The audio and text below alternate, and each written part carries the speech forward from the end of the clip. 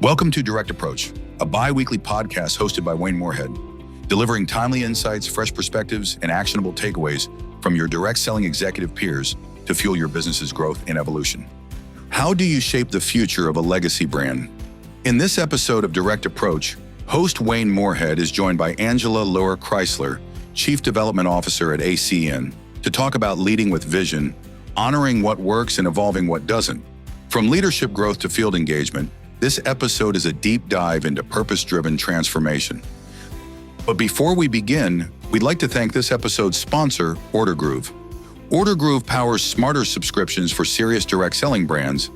As the leading subscription platform for the world's fastest-growing direct selling companies, OrderGroove turns basic auto ship into a high-performing growth engine, driving recurring revenue, improving distributor retention, and maximizing customer lifetime value. OrderGroove's flexible API seamlessly integrates with any e-commerce, commission, marketing, or homegrown system. Ready to future-proof your revenue model? Discover how OrderGroove can help you boost retention, drive revenue, and empower your distributors. Visit ordergroove.com to learn more. Now let's welcome your host, Wayne Moorhead, and his guest, Loehr Chrysler. Hello and welcome to another episode of DSN's Direct Approach podcast. I'm your host, Wayne Moorhead, and today I have the privilege of interviewing a well-known leader in our space.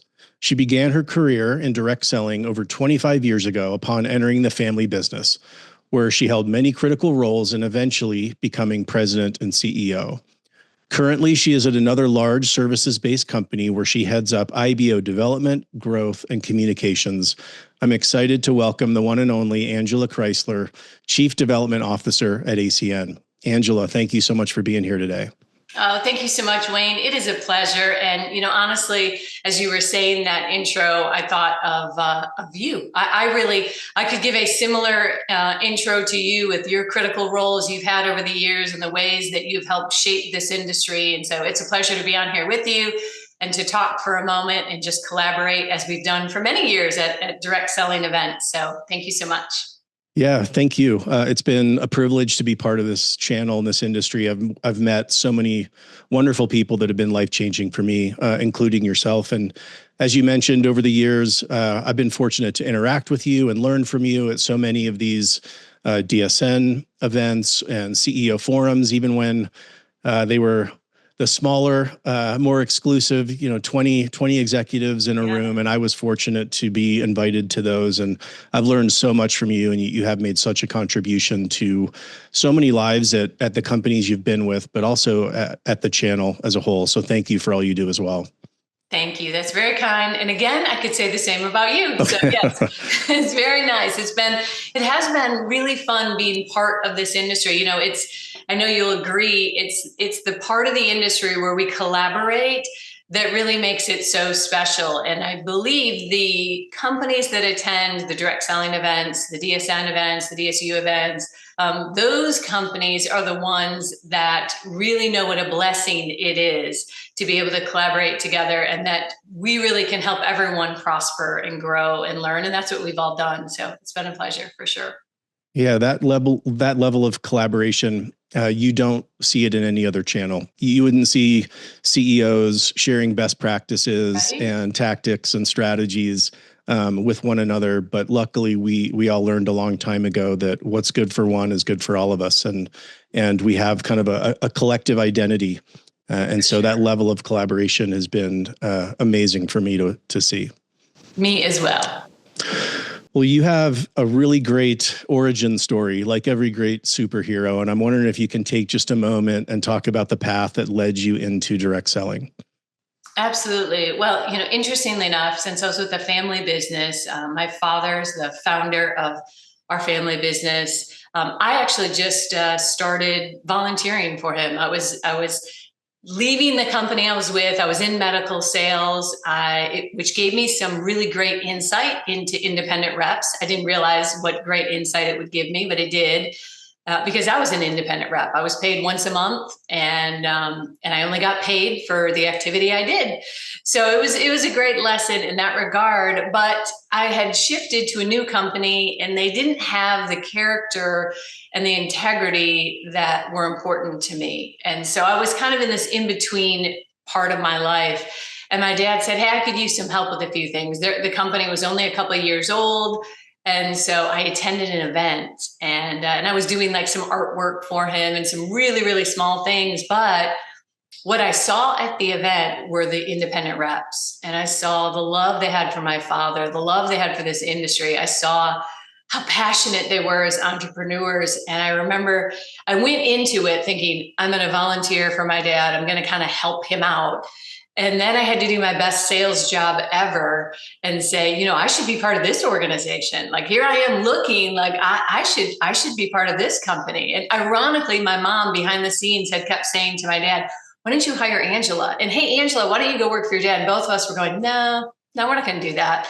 Like, Angela's on a different path. But it was the independent sales reps that drew me into this industry. And I think we hear that a lot from a lot of executives. That's what draws you in, and that's what keeps you in, because their entrepreneurial spirit is really so courageous and so fun to be around. So that's how I got started. And then I had the pleasure of learning from my dad, being mentored by him in, as you said, several roles.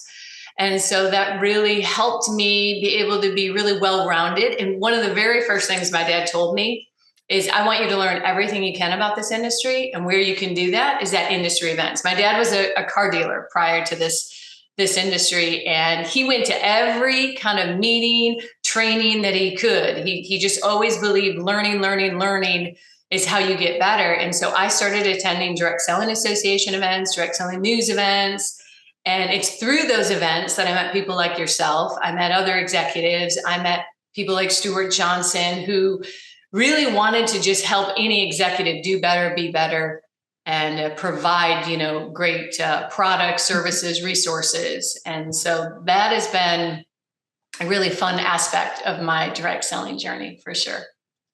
Well, that's incredible. Thank you for sharing that. It is interesting that whether it's on the corporate side or the field side, for so many of us, events are the catalyst for joining and feeling that culture, and really understanding the independent business owner perspective and what this business is really all about. It's about the people. At the end of the day, it's about the community and the lives involved there. And so I do find it so interesting through all these conversations, how many people it was an event that really got them to join and change their trajectory.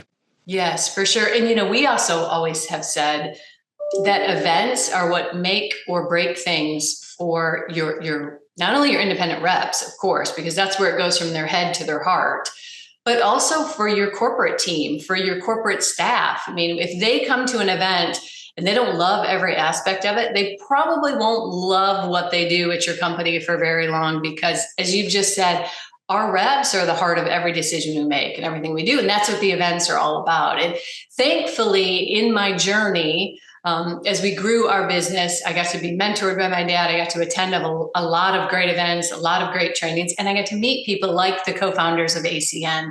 And it's through those events that I met those co-founders, so that when we as a family business said, we need to do something dramatically different. And that's really where we were after COVID with the global pandemic. That was, we had to pivot. We had made all sorts of changes, but we still needed to be thinking bigger and thinking differently. And it was because of relationships that happened at an event. It's because I met Greg Provenzano and Robert Stefanowski at an event that I was able to then reach out to Robert and say, would you be interested in having a conversation about our company? And then we entered into that strategic business relationship. And, I transitioned to ACN, and then we transitioned. The majority of our independent reps went from Team National to ACN, and had an opportunity then to build a service-based company similar to our company. Yeah, it definitely has, a few different nuances. And then, of course, having the 4 co-founders to be able to work with and see. Now, getting to know the other 2 has been really great in this industry, but it all came from an event relationship, and that's why they really, I've always said they're just so important. They're a catalyst for so many great things. So after you mentioned that the transition to ACN, so after 20 years at the family business, joining ACN, and you joined a very established founding executive team that had been together for decades. Can you talk a little bit about what that experience was like joining such a well-known and established team? Yeah, interestingly enough, Wayne, when I first talked to Robert Stefanowski about transitioning to ACN, in my head, I thought I would be like many executives when they come to a well-established company, that I would maybe be there 6 months, that they would have me transition, help with the sales field transition, and then, we would both, go our own way. And yet Robert Stefanowski early on said, listen, Angela, I really want you to be part of our team long-term, because I've been in the industry a long time. I had sat at those CEO events with Robert and Greg. He knew we had a similar foundation as it relates to integrity, character, dedication, determination, even the philosophy of how we handle the culture within the sales field. And they already knew that we were, aligned in that, which really, that's the important part. If you're an executive and you're going to join another executive team, if you're not aligned culturally, you're not aligned philosophically and foundationally, then it probably won't be a good fit long term. For us, we were already aligned. Now, outside of that, also, I have the benefit of being a female. There's 4 co-founders, they're all men. And one of the things Robert said early on is, we don't have a female executive. And on their behalf, it's not easy to bring someone into your corporate fold. But again, we had this foundational understanding. And so I could give a different perspective at times, and I could connect differently with the sales field than they can. So the co-founders, the 4 co-founders, they're also, as much as they have been together, they're also still really open to new things, new people, new changes, to new possibilities. I often call them possibility thinkers, because I really feel like that's a good explanation of their mindset. And that's, they really had that mindset about bringing me on and allowing me to be part of their team. And, sometimes I would share something and they would say, wow, okay, that's great, Angela. Or no, see, this is why that doesn't fit our culture. But they also knew I could handle that. Like, I'm okay with it. I don't have to, every answer, every idea doesn't have to be the answer, right? Every idea doesn't have to be accepted. It's really just, are we all collaborating? And that's certainly what we do. And it's certainly what has made these last now 3.5 years really a pleasure to be a part of their team. I bet they are such wonderful leaders. And I'm glad that there was such alignment around the values, the culture, and the ultimate goal there, which I'm sure made the transition that much easier. I want to talk a little bit about the services-based brands and business and direct selling. Recent DSN research is showing that while many of the product-based businesses are relatively flat, the service-based businesses are really thriving in direct selling today. Why is that? Why is that the case in your mind? The service-based companies, which really is what our family business was as well, one of the things that they have working for them is they're not based on fads. They're not based on trends. They're not based on kind of emotion of, oh, I want this product because it's going to do this. I want to try this product because my friend's on it. It's going to do that. Service-based companies they make sense. They're very rational.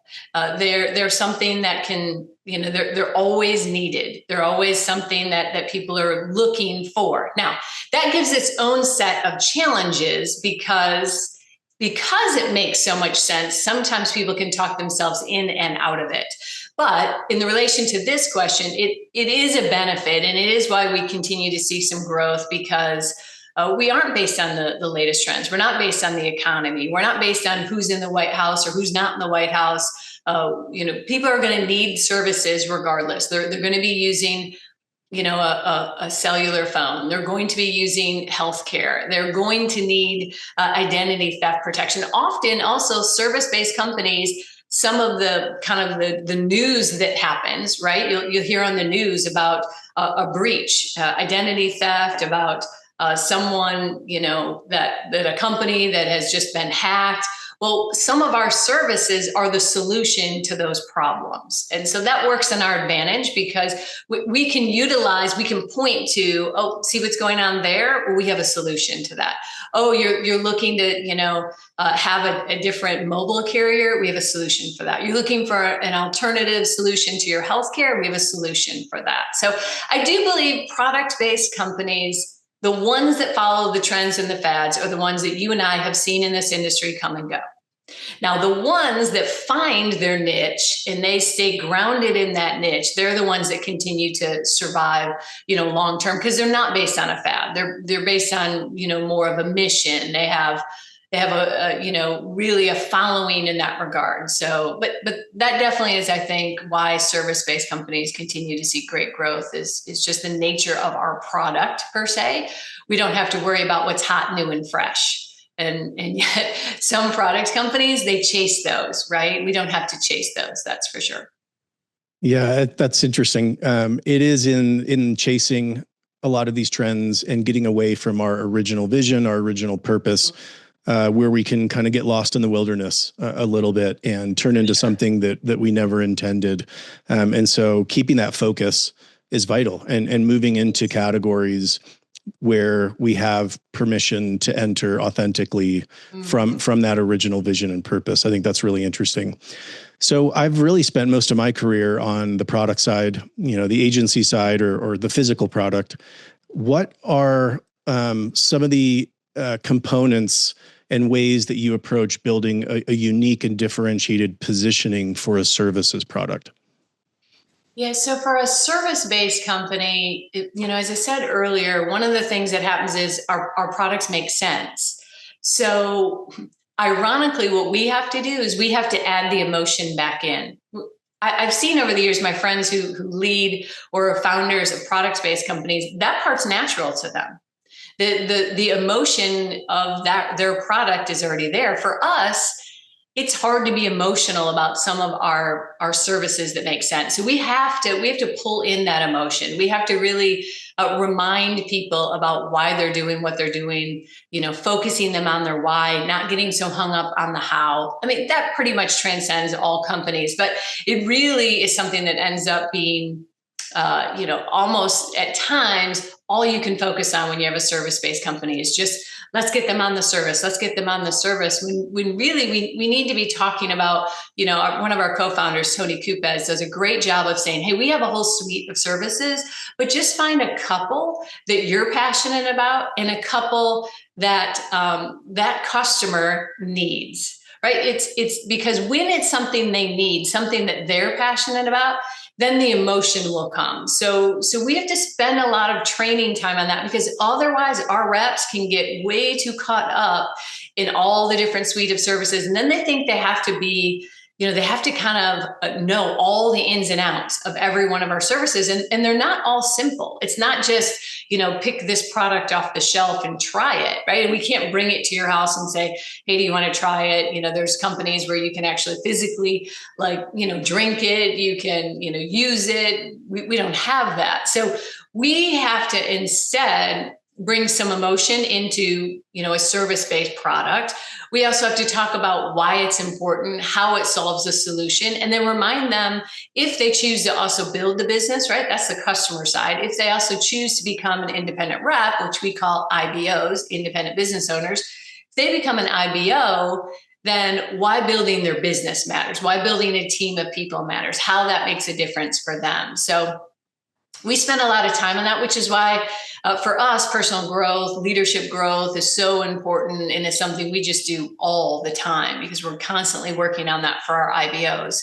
And that becomes part of the strategic differentiator for us is sharing that aspect. The thing about our co-founders is they have always, since they started the company now, over 30 years ago, they've always looked at, is it good for the rep, the independent rep? Is any decision good for the rep? Is it good for the customer? And is it good for the company? Now, all four of them were in the sales field. So the other thing is they think like a rep, but then they put on this hat. One of the ways they kind of learned as being in a service-based company that they had to make sure they were not only differentiating their brand, but also they were doing what was right, is looking at those three prongs and making sure those three prongs were in harmony, because often they're not. Often what you're doing is really good for the company, but not that great for the reps. Or it's really good for the customer, but it's not that good for the reps. Or it's really good for the reps, but not good for the company. And the co-founders put everything through that lens. And then I think a secret sauce of them and of this service-based company, even more so than our company, although we did a lot of things right and we have a lot of foundational things similar to ACN. One of the things the gentleman taught me is they early on have really allowed data to shape their decisions along with those three prongs. And then that data sometimes ends up taking them down a path which causes change. Well, I'm sure you've heard it, Wayne. I know I've heard it over and over in this industry. Don't make any comp plan changes. I mean, I can't even count how many times I've heard that said in our industry. And yet the ACN co-founders change the comp plan regularly. And so their sales field is conditioned for that. And because they're conditioned for it, it feels normal to them. It's something that they embrace. And so outside of that service-based product that has changes to it. That's the other thing that they really had to focus on, is sometimes there's changes in prices with service-based companies. Unlike a product company where you maybe can control more factors of that cost, not all of them, you still have differentiators that happen, but there's a lot we can't control with a service-based product. But the ACN co-founders have really trained their sales field that that's just part of the business. And so they're conditioned to change. It doesn't even faze them. I mean, when we make changes to the comp plan, they'll cheer and clap. I can tell you at my family business, when we made changes, they weren't always cheering and clapping, even though they were good for them. We didn't condition them to change. So that's some of the ways that ACN has really conditioned their sales fields, strategically positioned themselves, and really differentiated amongst other brands. I think that's such a wise approach to be able to acclimate the field to these changes, to position it in a way that it is exciting, especially in today's landscape where everything is shifting so rapidly. That is some muscle memory that we all need to get a lot better at developing, for sure. So that's amazing that that's always been foundational there at ACN. So I want to talk product and growth. So as we talked about a few minutes ago, a lot of companies, or some companies, might chase the latest ingredient or product technology or delivery system. Where does a services-based business, how do you approach looking for growth? And when you add those new services, does it grow the pie, or does it serve as a momentum and excitement builder in the field as it does at some other companies? Yeah. As I said earlier, the co-founders are grounded in being possibility thinkers. They look at all of our services, and they always have this mindset of looking for other options and then saying, why not? Like, why couldn't we pay a commission based on healthcare sharing? Why couldn't we do that? Why couldn't that be something that, would be great for our IBOs? So why couldn't we? And they look at, they keep asking that question. Why couldn't we? And by asking that question, it opens the door for any and all services. And so it starts with that. It starts with their mindset. And then it starts with looking at trying to always be open to finding a way. And sometimes in these service-based companies, majority of the time, the company is making a sliver, but really, making a sliver can add up, especially when you have variety of services. And so the services don't always have to complement each other, but often they do. Not long ago, I want to say about a year ago, ACN launched into some more business services, kind of allowing their reps now to go talk to small business owners and say, do you need, a payroll option? Because we have an option for that. Do you need cloud communications for your small business? We have an option for that. So when they add new services, similar to product-based companies, it does get the field excited. The momentum, first of all, the field loves seeing something new because it tells them that you're focused on the business, you're working on the business, you care about the business.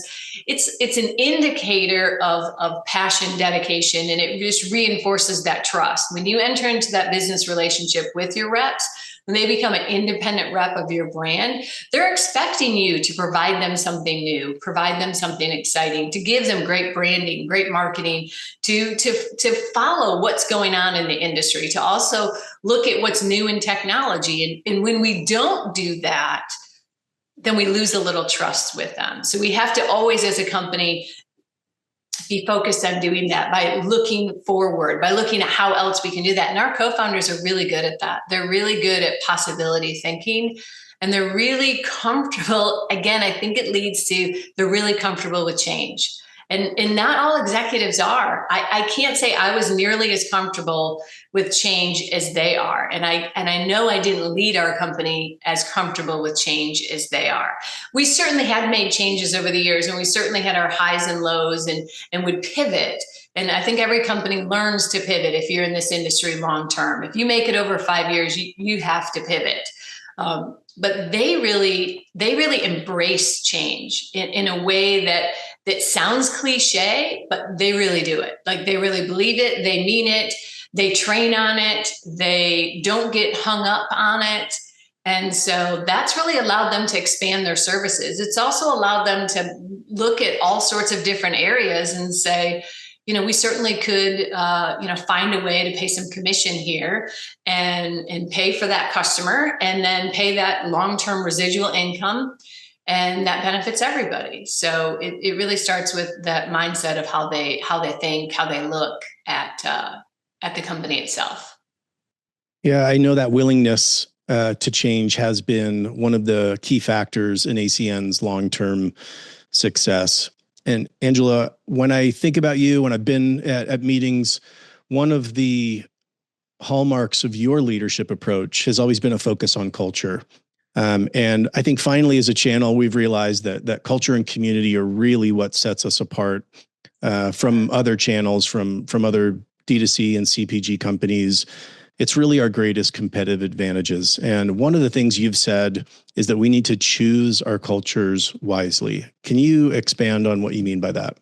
Yeah, absolutely. We certainly do need to choose our cultures wisely, because in this industry, if you're going to be in it long term, and you look at any of the companies like ACN, like Amway, any of the companies that have been in it long term, what they have done is they've created a culture that they believed in.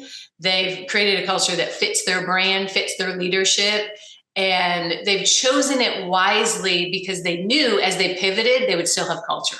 So even though we all went through a global pandemic, if you didn't have a culture that was foundational going into it, from many of my executive friends I've talked to, some of them had more difficulty than others. Some of them, because they had that foundational culture, were able to get through it easier, right? Because the culture is still going to be there. And culture truly is that foundation of trust that you have with your sales field. It's the foundation of trust you have with your internal team, right? With your staff, you have a culture there. We have to also make sure that flourishes. I think sometimes as direct selling companies, we get really focused on our sales field because we don't actually go out and market our own product. So we're so focused on them marketing it that sometimes we forget about our internal staff.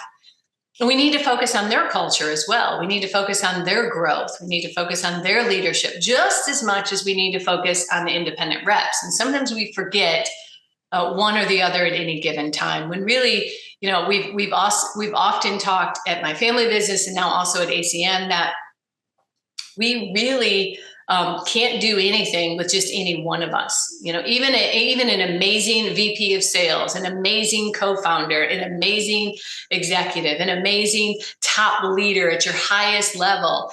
Not any one of us are what's going to make us successful, but the culture that we develop is what will help us all be successful. And choosing it wisely is really just that reminder that, make decisions based on the things that support the culture you want. That's inside your building, outside your building. Choose the actions that you take, the decisions that you make. Choose even the products that you're a part of. I know the ACN co-founders have looked at various services over the years, and sometimes they found a service that has come to them. I actually sat through a meeting, now it's been a couple of years ago, where someone came into the office. We happened to all be there meeting, and a gentleman came in and he wanted to present this service. And after he left, Robert Savanowski started first and said, that doesn't fit our culture. That isn't who we are as a company. It doesn't fit what we believe in. It doesn't fit our brand, doesn't fit our leadership. And so we had to, respectfully tell that gentleman, thank you very much for, the presentation, but it's not a fit for us. And sometimes companies forget to say no. They don't protect their culture. They just say yes to kind of everything, every product idea, every new pivot, every new, experience that they can do for their sales field. And saying no is really how you can protect your culture and you can stay focused on the things that matter. And the ACN co-founders have done that really well over the years. They continue to do that today. As I said, I just saw it a year ago. So, yeah. You made a few really powerful points I want to circle back on. One is around using culture as a filter for decision-making. Mm-hmm. When you have a really well-defined culture that's understood throughout the organization, it also adds speed. It's easy to know what to say no to, or easier, right, I should say, and what to say yes to, what fits or what doesn't. And I also love that you talked about the impact of both sides of the coin, the corporate culture and the field culture, and how the blood flows both ways. It does. And when there's a great culture in one, it tends to bleed into the other. And maybe where the culture's not up to where it should be on one side of that, it impacts. And that really, truly impacts the potential success of the business. And then I also just wanted to mention, you talked about culture in part being defined by what you say no to. Yes. And I think that gets back to, the filter for decision-making. I think those are really, really important points. So continuing with the culture conversation, a lot of times, especially early on in a company, we try to put it down on paper and kind of define, but culture is going to be made over time, as we mentioned, by what you say no to, what you tolerate, what you don't tolerate. What are some of the best ways you've seen to really put culture into practice? Yeah, so you're right, Wayne. It does all start with, we got to start with our mission statement, right? We got to start with what we believe in, right? It gets put on paper, but then it quickly comes off the paper, right? And it quickly has to come to life. And the most basic aspect of it is leading by example. So if your culture is, having integrity, being dedicated, being honest, then that means sometimes you're gonna make mistakes as an executive. You're gonna make mistakes as a company, and that is then apologizing to your sales field. If that's part of your culture, right? If that's what you want. If you want to have a culture of honesty, then that means sometimes you will have to do things that maybe are a little uncomfortable to stay within that culture, to stay within that principle, and make sure that your field knows you mean it, right? Like we had that happen also here at ACN in the last couple of years, where we made a mistake with something. We had to then let the sales field know, hey, no, you know what? We shouldn't have done it this way. We should have done it that way. And we were just open and honest. And so really what happens is you write it down on paper, you kind of conceptualize it, but then you have to live it out. You have to lead it with your actions. You have to lead it with your decisions. You have to follow through all the time. Everything you're doing is always pointing back to your culture. And so you have to make sure that even your leadership messages are pointing to your culture. One of the things when I first got started is, before I spoke on stage, Greg Provenzano and Robert Stefanowski reviewed every aspect of what I was going to communicate. If they were going to put me in front of thousands and thousands of people, they wanted to make sure, although we had this relationship, we believed that foundationally we were on the same page, they wanted to make sure that things I was going to communicate were in line with them. And, I respected that. I thought that was absolutely, I would do the exact same thing in my own company. So So I absolutely agreed with that. And then they reviewed everything. And then they might give me a little feedback of, oh, Angela, will you touch on this a little more or pull back on that a little bit? And so culture really is something that it takes effort, which is why sometimes I think some companies, they just lose the time and the desire to want to keep focusing on it. But a lesson I've learned through Team National and ACN is it is so worth your time. I think Greg and Robert, if you asked them in that first year that I joined ACN, are you glad you took that time to review Angela's presentations? Even though they really didn't make many changes, they gave me some feedback for sure. I am confident they would say, oh, absolutely. That was important for them. And see, their field knew if they're going to bring someone new in like myself, that they were going to do that because they'd already built a culture of trust. They'd already built a culture of integrity, of dedication. And so their field knew that they were going to, make sure I was a good fit for them. So it really leads to, getting it on paper, but then living it out in action, and then making sure that it's reinforced throughout all of your executives. One of our top executives has been there nearly since inception. But before every event when he speaks, Dave Meerman, Dave well. Mm-hmm, of course. Dave Meerman shares his presentation with the co-founders, with myself, and says, does anyone have any feedback? Is there anything I should say differently? Is there anything I should do? And it's that type of collaboration that allows the culture to stay true to who it is. And I think sometimes we it's an extra step that as executives we don't take because of, I don't need it, or I don't need to take the time. But at ACN, we know how important it is. So that's several of the ways that we keep the culture fresh, current, and spread out throughout the organization. Yeah, I think involving each other in those presentations, especially to the field, I think it really does reflect the importance that they place on that culture. And because I know as I've joined new companies, it does take a while to understand.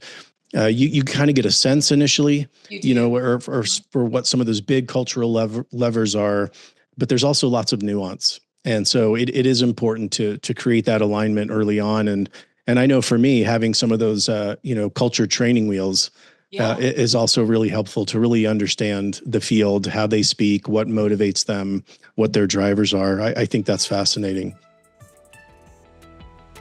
Are you ready to revolutionize the way your direct selling company accesses industry insights?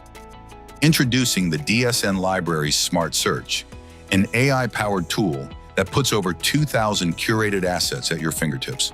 From compensation trends to emerging markets, answers are just a click away. If you're already a DSN supporter, then you have access to Smart Search right now.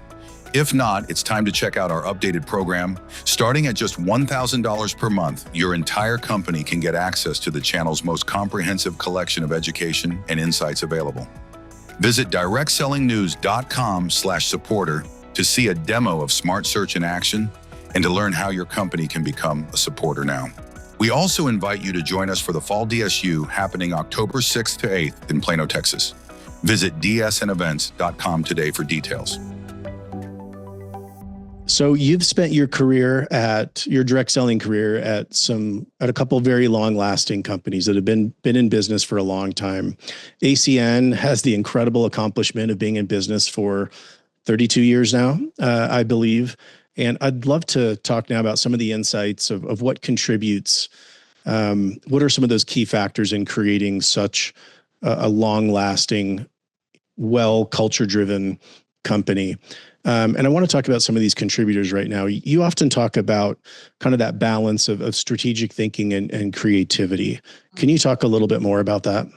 Absolutely. One of the things ACN does is they look at, of course, their culture. They look at where they're at in the marketplace, and they're very strategic on what they're going to add or what they're going to, maybe take away, what they're going to change, right? We have this suite of services, and not all of those services are still with us today that they started with, right? They used to have the video phone. They don't have the video phone anymore, and they wouldn't have a video phone today because now we have FaceTime, right? We have Zoom, we have other methods of communication. So ACN is very strategic about looking at what is working today? What do we need to keep in our suite of services? And what do we maybe need to let go of? And again, sometimes it's saying no to things or knowing when it's time to move past something and to move on to something else. And they're very strategic in that way. They use data, which is, it seems really simple, but it's again an extra step that I believe some executives, some companies don't take. You have a lot of data. If you don't have ways to get data based on what your customers are using, based on what your reps are sharing, then you need to partner with a company that can help you do just that. You need some software, you need some technology to help you with that. And ACN utilizes that and has people on the team who also know that way and think that way. Dave Meerman, who I mentioned earlier, their EVP, who's been there nearly since inception. Dave is such a strategic thinker. He's such a valuable aspect of their business because Dave will sit on a call and strategically, he can already think through different aspects of the business, different aspects of that service. And we should look at it this way, or, this service is no longer making sense for us because when we look at the numbers, he's really good at looking at the data. So you need people on your team that can do that as well. Sometimes the co-founder or the founder or the CEO isn't that person. Sometimes they're maybe that person who's a really good speaker. They can drive a lot of momentum. They maybe have this, really great kind of branding, but maybe they're not a strategic thinker. So one of the things I think that leads to ACN success and other companies can learn from it is they have 4 co-founders with very different strengths, and each one allows each one to work in their strength zone. So Robert Stefanowski is very strategic. He's really good at numbers. He's really good at data. So Robert is going to look at things and he's going to be able to fine tune and navigate based on his strategic thinking.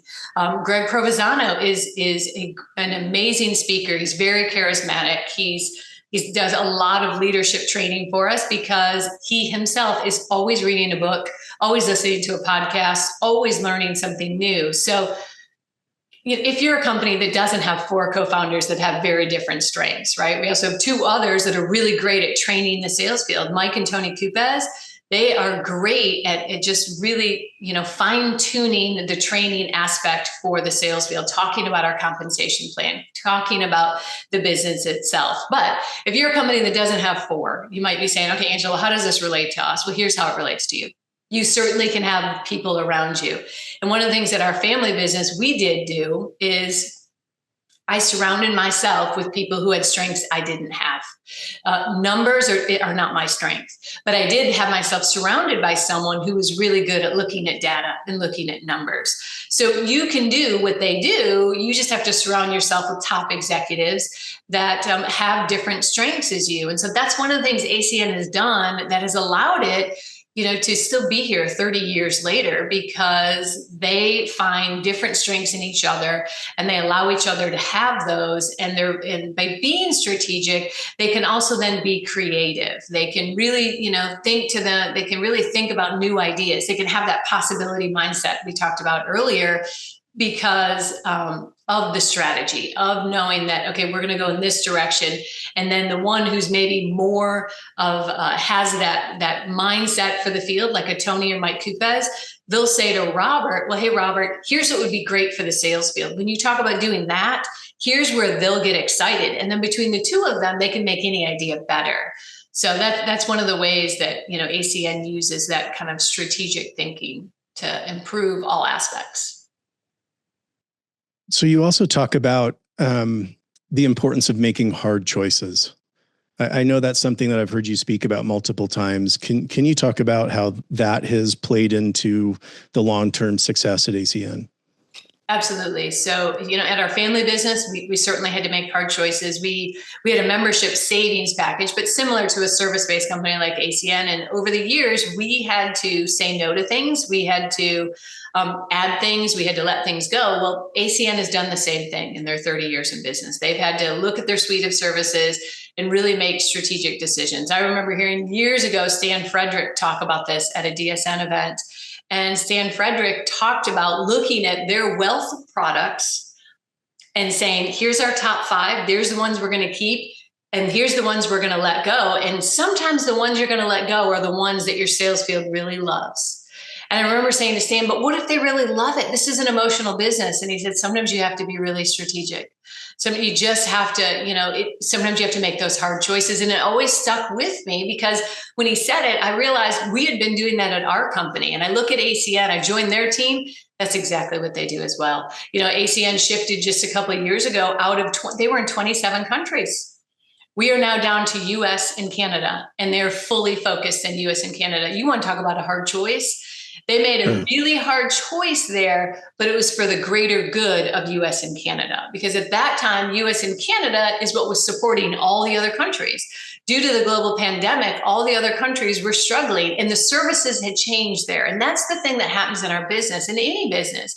Things change. And when things change, you have to be willing to make that hard choice that's best for the company, best for the sales field, best for the customer, find that harmony, and then make that decision. And that's exactly what the co-founders have done. And they've done it over and over. That's why they've entered and exited different aspects of the business so that they could then find that harmony again for the three, and then really take it to that next level, really, hit another growth and momentum. And that's what they've done since having full focus on US and Canada. So that's a big way ACN has done that. And they continue to do that throughout their career. Yeah, I think making those hard decisions is even more difficult and challenging in direct selling because we are so close emotionally with the salespeople in the field, and people build up, such attachment to our products. Many of their businesses are based on that. So I think it's even more challenging, and even a greater sign of leadership here in direct selling when we're willing to make those tough choices that might not make the field immediately happy, but is in the best long-term interest of the company. So another component for me, at least when I think of ACN I've always known for their amazing events. Huge crowds, huge impact, motivation, training, launches. Yes. Can you talk a little bit about the event strategy at ACN and maybe even how it's changed today in a more digital and social environment? Absolutely. ACN is certainly known for their events. I know at our family business, I knew of them through that as well. And that still is true today. And it is actually based on a foundational aspect of their culture. So when we're talking about choosing your culture wisely, we talked about that earlier, part of something they chose early on is that events were going to be an important part of their culture. Because they're field focused, because they themselves were in the field, they saw the power of events. And so one of the things that the co-founders do, and Mike and Tony Kupas really lead this aspect, and then Robert and Greg absolutely are big components and supporters of this as well, is that everything goes event to event. So you're always promoting from one event to the next event, one event to the next event. Now, something that happened with the global pandemic is it kind of shifted some of that event mentality, because part of the aspect of ACN and their culture is in-person events. And always has been. It always has been. Let's get together. You can build a community that way. You can have a better conversation when we can see each other's kind of natural cues when we're sitting next to each other. We can break bread together, meaning go to dinner or have a coffee or have a tea. We can connect. Well, of course, with the global pandemic, that made that difficult. So ACN, like every other company, had to go virtual. Well, they weren't a company that was virtual. Just like our family business, we were not virtual either. So we had a similar event culture as them. We were two of the few companies, Team National and ACN, that actually did 4 events a year and had what I would call a regular rhythm of events. And then in between those main events, there were smaller regional events. And both of our companies believed that really was foundational. Well, with the global pandemic, it got more difficult because it really shook that up, because now we were virtual. Well, since then, we have certainly gone back to in-person events, but we now have still incorporate the virtual or the Zoom aspect into parts of the business. But I can tell you, we definitely all agree and believe that in-person is really where the business is built. It's really where things can go from your head to your heart. It's harder to do that via Zoom. You have to be a much better presenter. You have to work much harder. There's a lot of additional aspects to being a really good virtual presenter.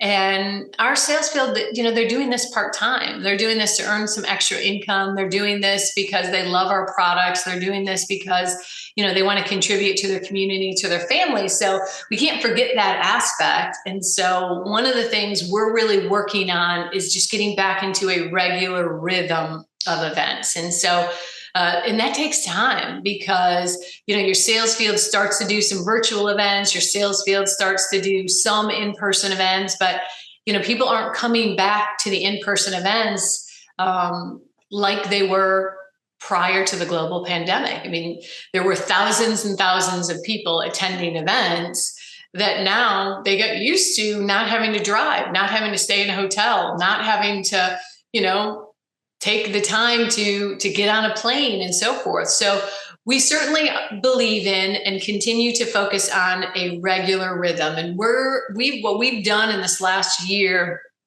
is really talked with our upper leadership and just said, we need to collaborate on this. We all know this is how the business has been built for years. We all know this is a successful aspect to building the business is a regular rhythm of events. So we need to collaborate and do that. So one of the things we've done is we've actually gone in and done some of the local regional events. That's something ACN hadn't been doing prior to the global pandemic. They were only doing their 4 major events. And those were ones, for all the countries. We come in 4 times a year.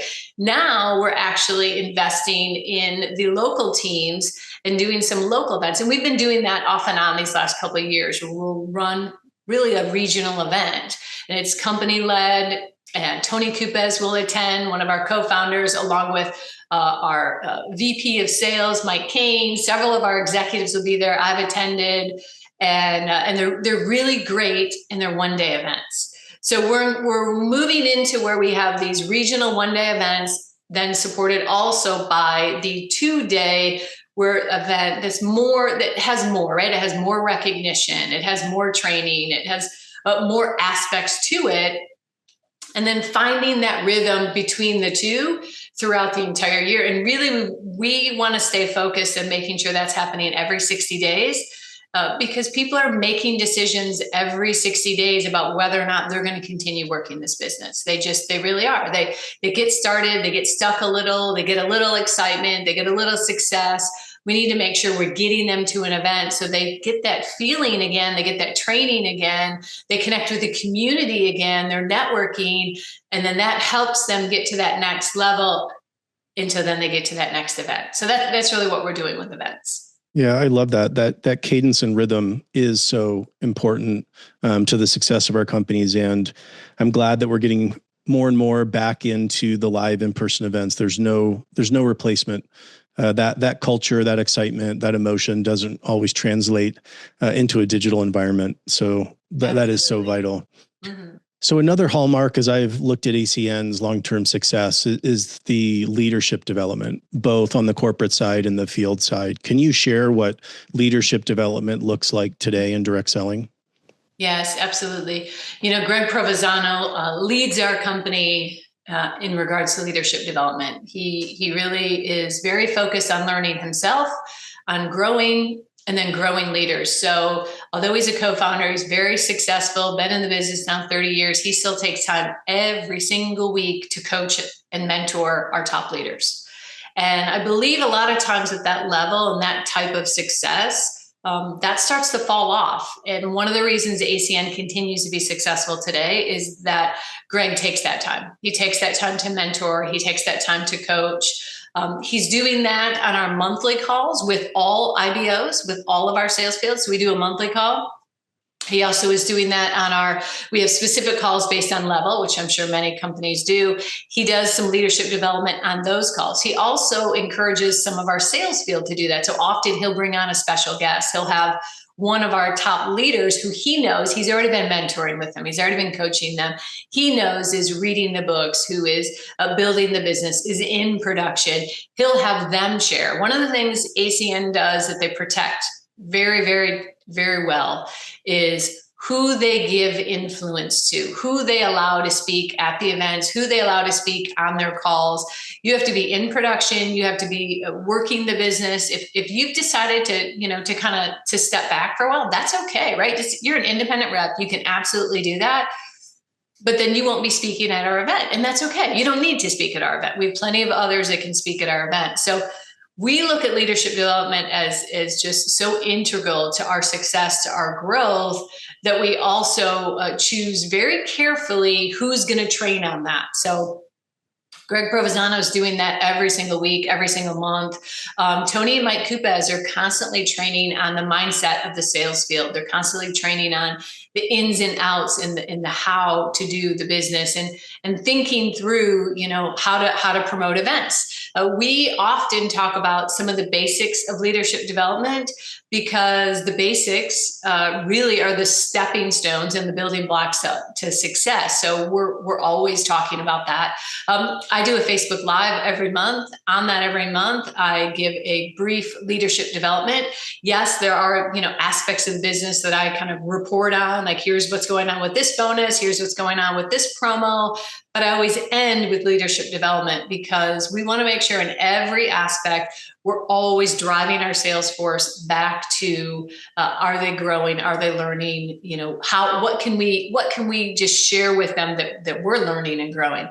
And then, of course, on the corporate team, we certainly are doing that as well. At ACN, the size of company they have, they actually do quarterly meetings. So quarterly, when they have the quarterly meetings, the CEO and the CFO, they're talking about leadership development. They're talking about the sales field. Often, maybe I'll come on, Greg will come on virtually, and one of us will share what's going on at the events, what's been happening with the sales field. We'll share aspects of the business so that the internal team feels connected, right? Because as we talked about earlier, it's so important that they're learning, they're growing, and they're feeling connected to the sales force. So we really look at leadership development as something you're talking about all the time, anytime, regardless of who we're talking to and at what level.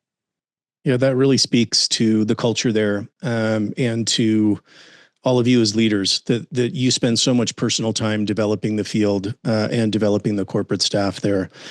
So in the last few minutes, I want to sneak in a couple more questions. So one, you were fortunate to be mentored in business by your father, a direct selling legend, incredible founder. As you look back, what was one of the greatest pieces of leadership advice that he instilled in you? There's many, but if I have to narrow it down, I would say perseverance with a positive attitude.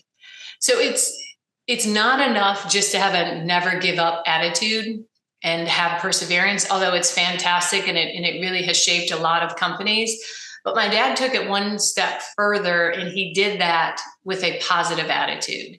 Now, that didn't mean that we didn't have difficulty and he didn't experience those. He certainly did. And actually, he had health challenges. He had cancer that he battled off and on for 10 years. But through that 10 years, that in itself, he had perseverance. He tried every different treatment possible. He stayed positive about it. He stayed in faith. He stayed active with the business. He stayed active with the sales field.